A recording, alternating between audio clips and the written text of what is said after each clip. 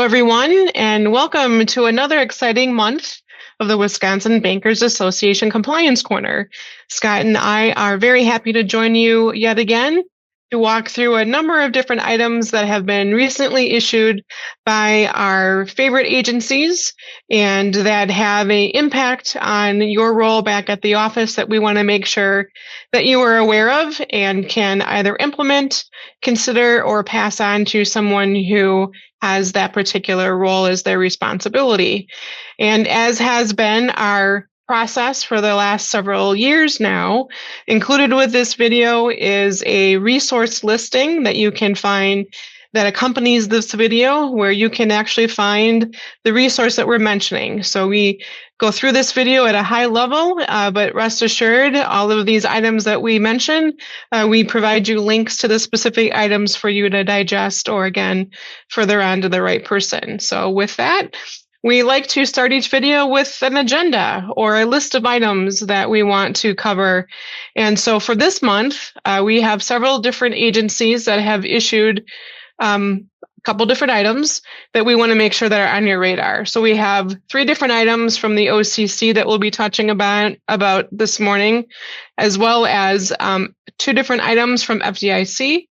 We have some updates with FinCEN. It would not be a compliance corner video these days without an update on the beneficial owner information from FinCEN. And then an executive order that has just been released that Scott will make mention to. So with that, let's kind of go through the details here with our next slide, starting with the OCC. And when you work through these slides, you will identify that there are statements or words that have asterisks nearby. And the asterisk, again, is what is noting that we have a resource accompanying this video for that particular item. So the first thing that we wanted to make sure you were aware of is that the OCC issued a press release or an announcement here in the last couple days that is mentioning to the OCC nationally regulated banks and savings associations that the OCC will cease examination for reputational risk. And they're in the process right now of going through and removing a reference of reputation risk from the Comptroller's Handbook and from other guidance. And when you look through what reputation risk is, if you go back to just the broader concept of risk, you'll remember that OCC has 9 different categories of risk. Other examples are interest rate risk and credit risk and liquidity or pricing related risk, compliance risks. But reputation risk was one of those items that the agency would examine for. And if you remember, reputation risk was that which would impact a bank's earnings or bank's capital as a result of public opinion of the bank. Pretty squishy kind of stuff and really quite hard to protect against. But that was, in recent examinations, something that the agency was looking for. And so with this announcement, you will find that they're removing that from their examination focus. Now, having said that, certainly, the bank still needs to take into consideration decisions that will have an impact on a bank's reputation and continue to make that as part of your business decisions and part of your strategic planning, because it is still something that you need to consider when making those product and service decisions and underwriting choices. But it just is not a specific risk category in examination. So make sure you read through that particular announcement. Scott and I also wanted to make sure that you were aware of a bulletin issued a little bit just a couple days ago, that being Digitalization. And this is a bulletin 2025-3, which you can find in connection with this video. And here you'll find a new place of OCC's website, a new page on the website that's dedicated to resources for community banks that are wanting to research and better understand digitalization. And an example of this might be let's say that you as an institution, you're looking through a robotic process improvement. You're looking for ways that technology can take mundane and routine tasks and make those automatic for the bank. Many here in Wisconsin are going through that process, and you're looking for where is a one-stop place for finding guidance and interagency statements, any kind of relevant rules, reference materials in general about digitalization efforts. And OCC has created that page. So it's very helpful and will be something that you'll want to take into consideration when you are working through researching of that particular topic. Scott and I also wanted to make sure that you were aware of an interpretive letter that was recently issued by the OCC, issued in early March. And this is Interpretive Letter 1183, and it talks about certain cryptocurrency activities which the OCC is confirming are permissible activities that a national bank and savings association can conduct. So if you get back in the Wayback Machine and you think about the last couple years, there have been a number of different interpretive letters issued by the OCC since 2020, a couple in 2021. And in the past, those interpretive letters, there's 3 different ones in particular, each focus on different type of cryptocurrency activity. And there were items that the bank were to consider. And then one particular letter in particular, that being Interpretive Letter 1179, which was issued in late of 2021, November 2021, there was a prescribed order of activities that the bank actually had to do. You actually had to get permission, written permission, non-objection from the OCC in order to engage in a particular type of cryptocurrency activity. So all of that put aside, those past letters and letter 1171, the OCC has come out with its newest letter, again, that being 1183. And that newest letter is saying that OCC regulated banks, so national banks and savings associations, can engage in certain types of cryptocurrency activity. And it sets forth the safety and soundness considerations, the fairness that needs to be considered in doing so. But it repeals those previous letters and makes it a bit more flexible for an OCC bank that is wanting to engage in cryptocurrency activities. So very helpful. The link that we provide in connection with this video is to the newest interpretive letter, the 1183 letter. But through that most recent letter, you can get to the older letters which have been now repealed. So with that, those are the OCC items. I'm going to turn it on over to Scott to walk us through some FDIC and other items. All right. Thanks, Heather. So yeah, to start on the next slide here with FDIC items, first we have the withdrawal of a few different rules. So 3 proposals and 1 authority for a proposal. So you can see within that sub-bullet point there, that in addition to the withdrawal of those proposals, we have FDIC withdrawing the authority to issue a proposal. And so previously, FDIC, and this had been interagency as well, but this is specific to FDIC's withdrawals. So FDIC had issued a notice of proposed rulemaking on incentive-based compensation arrangements. And so this proposal had not yet been published. And FDIC has since withdrawn the authority to publish such a rule. So we had this notice of proposed rulemaking where FDIC had essentially been gearing up to propose this rule and had discussed everything that was going to go in that. And it's outlined within that notice and within the link as well. But FDIC has since withdrawn its authority to publish the rule and the intention to publish that rule. Just for reference, for those of you that might be wondering or who had potentially been following this, the proposal would have been written to address certain risks that are associated with incentive-based compensation arrangements, and it would have had prohibitions for certain features as well. There would have been different thresholds, different levels of applicability, but in short summary, that's what it would have been primarily focused in on. So in addition to that, we do have 3 actual proposed rules. So actual proposals that FDIC had published. And those have been withdrawn fully. And so the first one was for broker deposit restrictions. We also have a proposal for corporate governance and regulations implementing the Change in Bank Control Act. So just give you a summary of what those might have entailed. Some of those you might remember. I think the broker deposit restrictions, for example, may be fresh on some of your minds, as that had come out a little bit more recently and would have essentially upended FDIC's consideration of its risk-based approach that had been subject to its extensive rulemaking process and careful consideration previously that they'd done a few years ago. That's a process that FDIC had worked with member banks on, had commented on, and I know that some of you had commented on as well.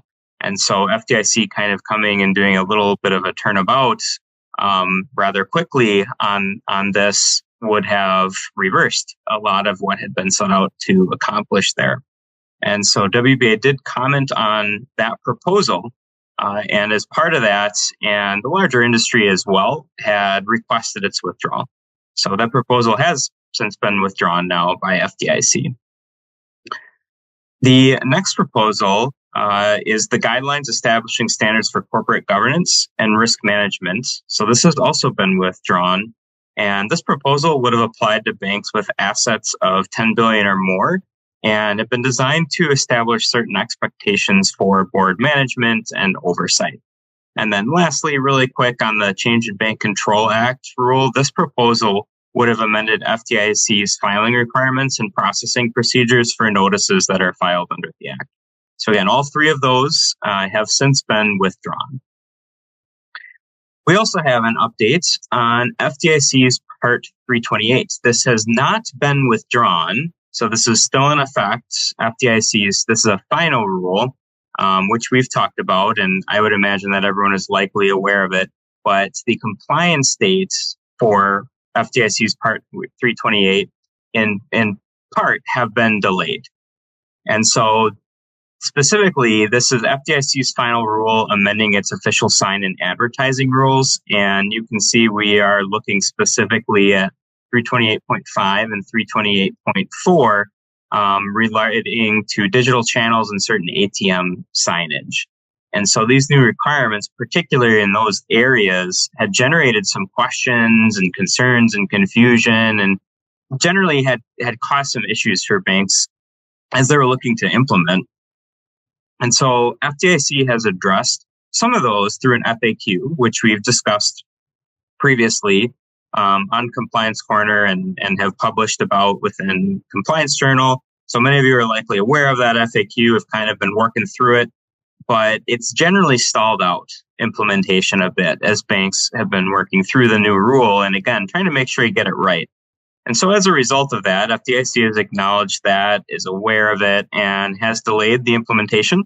So we're now looking at a compliance date of March 1st of 2026. So about another year here of implementation. And within the notice, and again, that's in a link below, would recommend pulling that up and taking a look to see all the details. But what you'll see within those details is that FDIC does say as well that they are developing potential changes to address some of the implementation concerns and ongoing confusion about the rule. So stay tuned potentially for additional guidance or perhaps even a proposal from FDIC. Lastly, on this final bullet point here, we don't have a link for this one because nothing official has been released yet as of time of recording of this video, but FDIC is reportedly considering that it will cease its own exams for reputation risk, which would essentially be following suit with OCC, as Heather had discussed previously. So stay tuned, potentially even next month, for more news on that once we have official word from FDIC. Just a couple of FinCEN items. As Heather said, we would be remiss if we didn't have an update from FinCEN on BOI. So the ongoing legacy of BOI reporting here, again, just for clarification purposes, this applies to reporting companies give an interim final rule amending that definition. We'll talk about in a moment.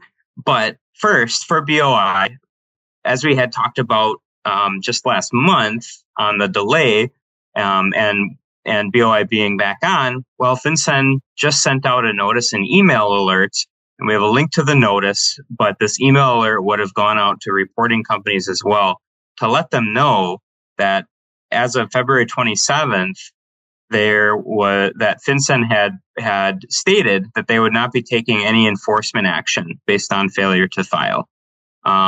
Additionally, they had mentioned that there's an interim rule forthcoming.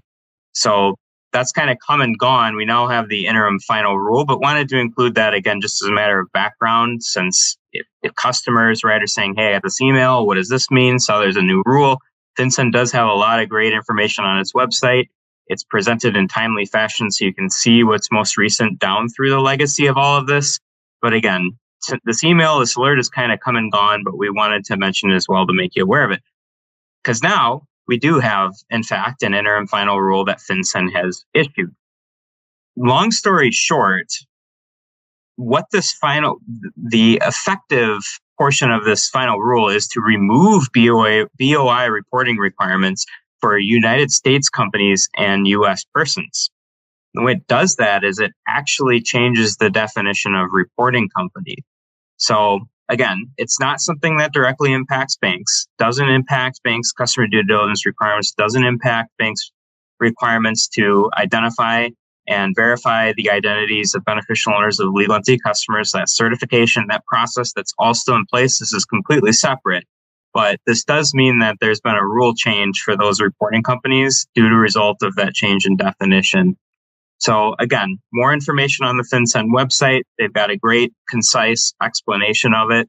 But it's something that we just wanted to continue to make you aware of, just in case your customers are coming in with questions or concerns, or maybe not understanding the difference between this and banks' own reporting requirements.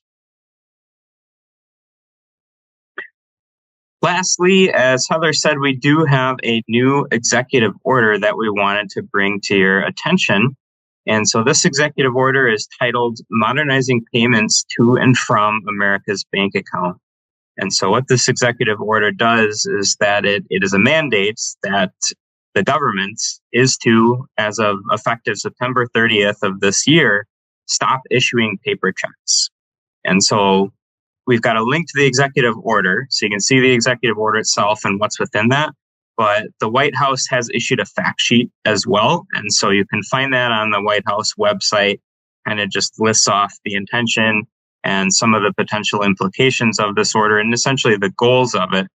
But the idea here is that it would be fully electronic, right? So think tax return checks that are going to be coming out normally would be in paper form. The idea here being to hopefully cut down on some fraud, some check fraud, and make that all electronic. Stay tuned. This is still relatively new. We will hopefully be having some more information for you in the future. We'll, of course, be tracking this and monitoring it and anticipating likely some more information from Treasury on the specifics and broader implications of what this is going to entail and essentially how it's going to be accomplished right from a functionality standpoint. So obviously, among this, there are some other executive orders as well. So Heather and I just wanted to mention and remind you that if you have questions on this executive order or any of the other executive orders, that we are maintaining a list. We are tracking each and every executive order. So make sure to reach out to us, to contact us if you have any questions or any interest in learning more about the executive orders, be it specific or others. With that in mind, in terms of resources, don't forget all of the other resources that are available to you through WBA. On the WBA website, we, of course, have additional compliance tools and resources, publications, the compliance hotline, as I mentioned. Give us a call, shoot us an email. Make sure to get involved as we're coming up toward a new committee and section year with WBA. If you're interested in volunteering and being a part of the various committees, we've got a link there so you can see all of the committees that we have available to you. And don't forget the opportunity to become an advocate for the banking industry as well. Take a look at the resources. through our government relations team, through the potential opportunities to become an advocacy officer, or other ways to get involved. Then lastly, wanted to mention that if you are looking for any training resources, that WBA does offer direct in-house training where we are able to work directly with you to come up with a training program on the topics that you are looking to address for you and your team, or maybe specific areas within the bank, be it an area that you want a refresher on, an area that an auditor maybe pinpointed, something that came up in an exam, something that's been dropped lately, or maybe something that's new to the bank. Reach out. Let us know. We can come up with something that will hopefully be able to help you with what you're looking for and any training needs. But with that, we are going to wrap up for the month of March here. Hope everyone is enjoying the weather as we get into springtime, and we will talk to you next month.